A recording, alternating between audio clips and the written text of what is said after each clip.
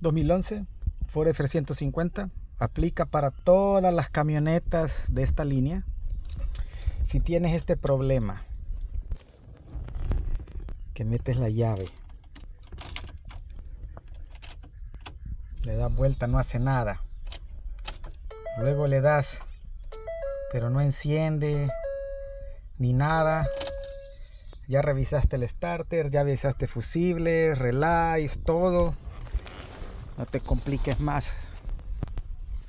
Me tomó mucho tiempo diagnosticarla, pero le vamos a salvar el tiempo a la gente.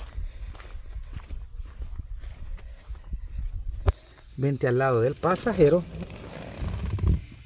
quitas esta tapa que está aquí, los fusibles, y aquí hay un conector.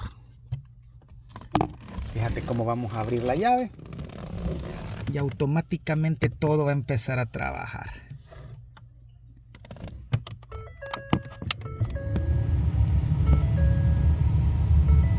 Carajos.